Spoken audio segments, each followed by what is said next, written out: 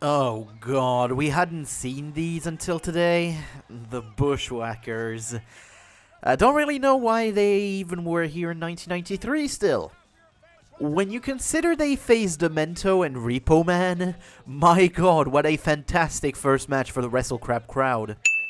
Yay, Bushwhacker antics, leading to a break not even 5 minutes in, and inappropriate touches everywhere. I'm sorry, but I talked about these guys when I did the Rumble 1992 video back in the day, and I already was not okay with such a stereotype too. And now that I have to actually talk about them, it's worse. Look, I'd love to stay positive and talk only about the good in this show, but what's good about this? The early crowd reaction, I guess.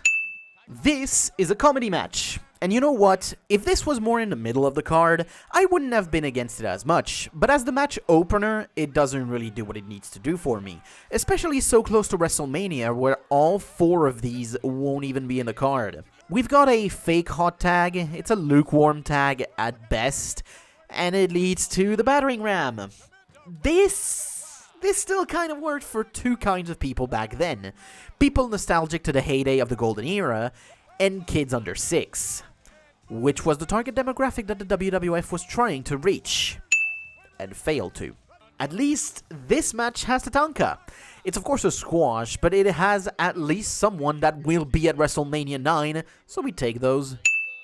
The match is formulaic. We've already seen some squashes with Tatanka, and although some of the moves change, the structure doesn't. Still appreciate moves like the monkey flip and arm drag.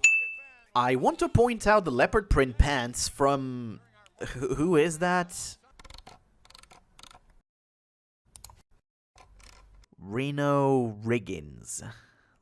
That's interesting.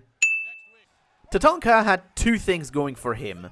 His explosiveness at the end with his move combo, and the chops.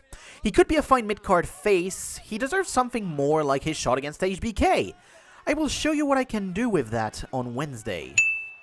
You know, it really just makes sense that Andre is the first man in the Hall of Fame. It's such a shame it comes posthumously. Already talked about Andre, but WWF, take 3 wins for giving him that spot as the first man in there. We are already 3 matches in. Again though, champions this time, so gotta be happy about that. And this time too, the champions are positioned a whole lot more strongly than last time against Virgil and Tito Santana. But it's here against jobbers. Yeah, again, Bartlett being a detriment to the show, but at least you can just ignore him most of the time, which is the opposite of last week. Not much to be excited about, but they're heels, and not really flashy ones, so this time it's by design to show that they mean business. Money business. Alright, report. We've got 13 minutes left. The positive, it only takes around 3 minutes for the report this time, and that was needed. The negative, we didn't need a report. We already have the March to WrestleMania show that could have been advertised here instead, and only taken about 1 minute over the 3.5 this takes. And we see Doink. 3 matches with participants at Mania at least. And yes, Doink did get a haircut, which is funny for a clown with a perm. I actually like it because of the fact that, I mean, it's a weird thing to have happened, right? And so now we have another comedy match. If your work isn't good enough to be entertaining twice, you'll lose the crowd. And they lost the crowd. I won't say it's Doink's fault in-ring. His style isn't something that absolutely works with the WWF audience, but when the opponent can follow his pace and style, it can work.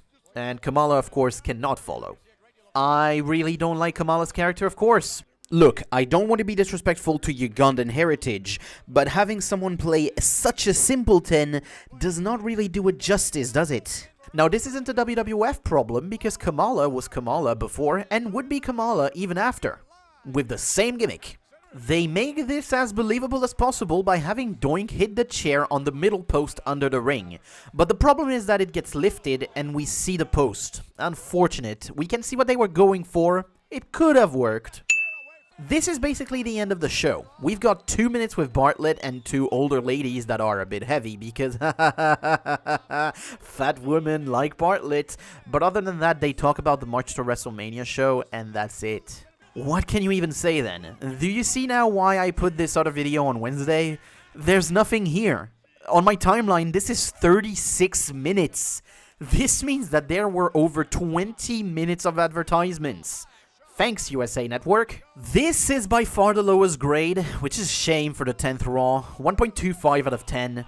It's a shame, but again, if you want to see me talk about the actual good, wait a couple of months, and I will finally get there.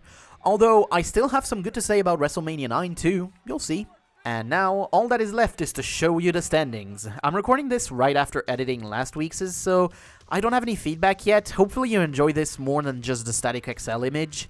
I'm showing the 5 closest show, and if I was better at editing and understanding a few features of Premiere Pro, I would be showing you the whole thing. But, I mean, hey, future me, have you already done a bit better and shown every show now?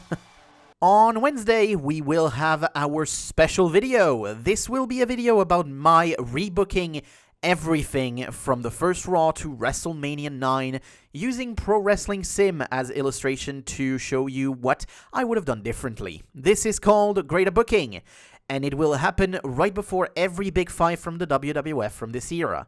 And every time we do one video, the next will pick up from the booking we have already created, giving us a full alternative story from the real one the WWF created.